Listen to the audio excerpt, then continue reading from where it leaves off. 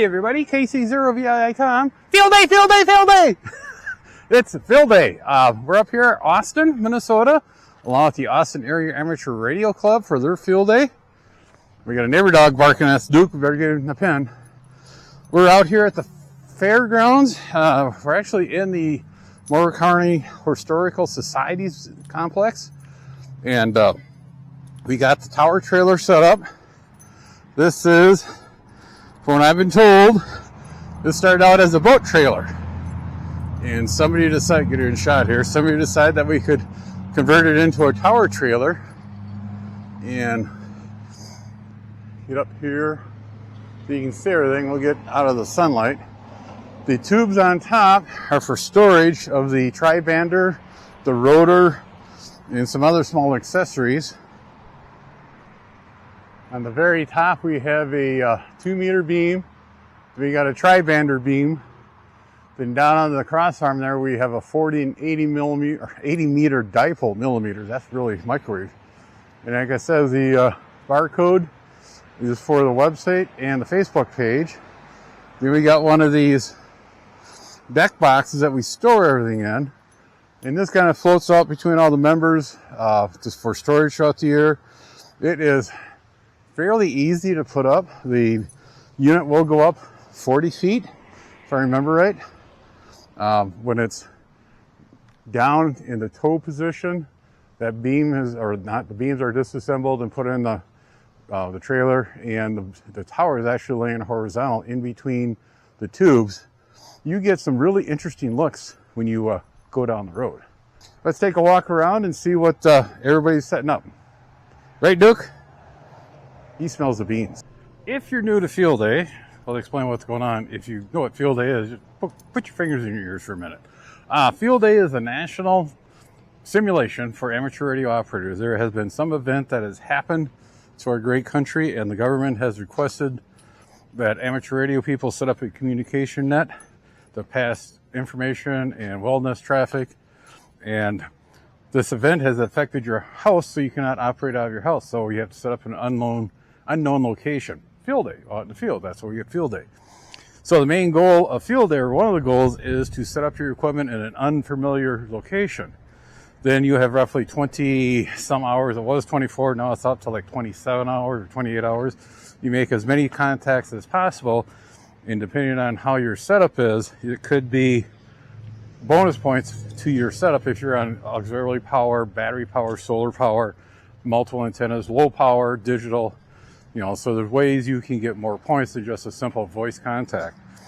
The second goal of field day is to promote it to the general public. So if you're set up in a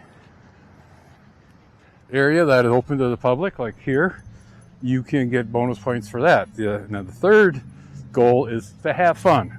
Some clubs are very strict on how they run field day. They have schedules set up on who's going to operate on what band at what time.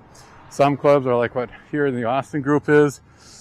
It's more of a social event. We come here, we show off new radios, we talk about, we help out the new people coming into the hobby.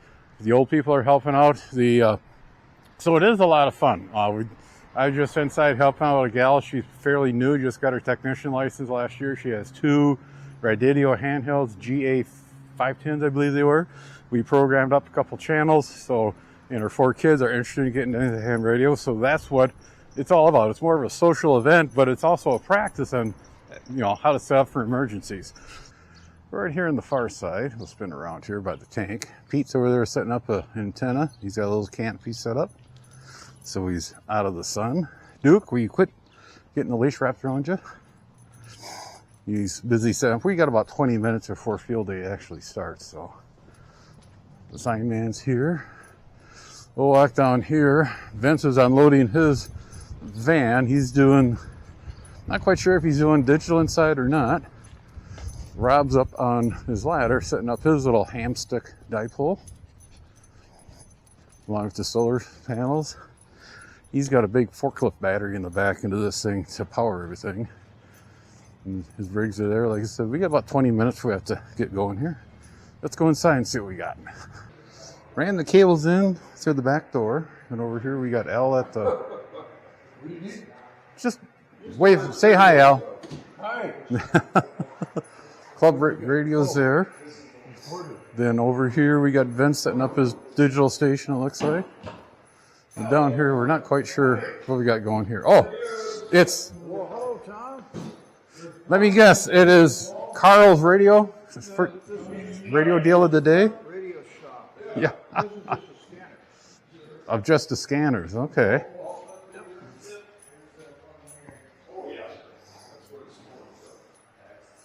But don't... These all came from... John Sephora's collection. Sephora's, okay. K0 CWT. Okay. This is, you're saying just the scanners. You haven't even got into the... I got the HTs in the truck. Okay. We'll look at those later. Okay, field day has started. I had to change shirts. That other shirt was getting a little too hot out here.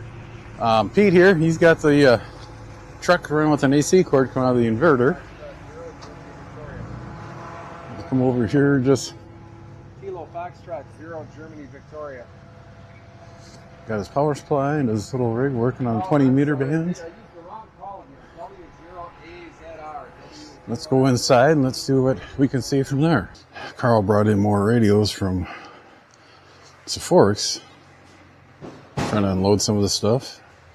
Or I should say unload, sell it. Over here, Vince is doing digital.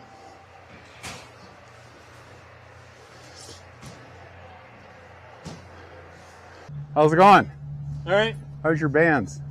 Actually, it's open pretty well. Good. Okay, because John was having a little trouble inside until it opened up just now. So. Yeah. Okay. Some of it's come and going, but Yeah. I got 6 so far. So. Oh, good. These are what I call antenna in a box. You got these nice little antennas. They come in a bag or a box full of different parts. You assemble it together for the different bands you want to. Justin and Jason have these out here. We'll poke inside here and see what they're doing. And they're all set up here. And but,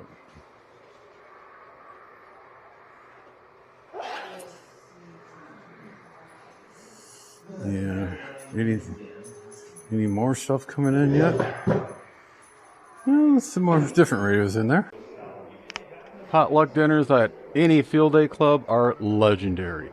Everybody brings in a dish to pass.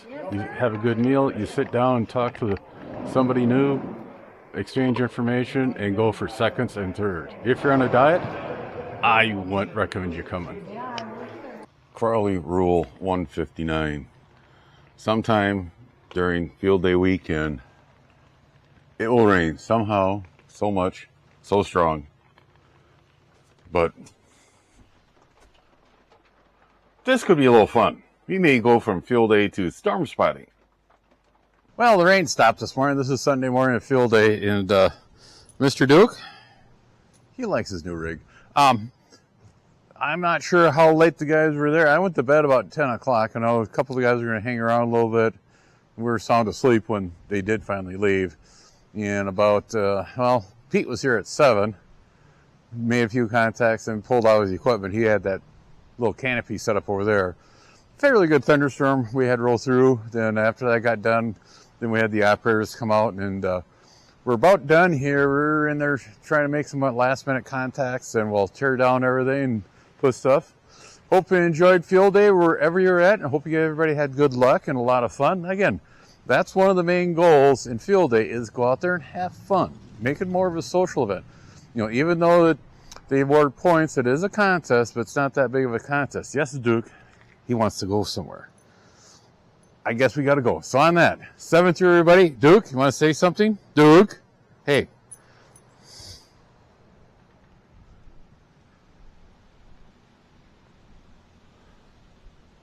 Be sure to tell your friends, neighbors, other hams.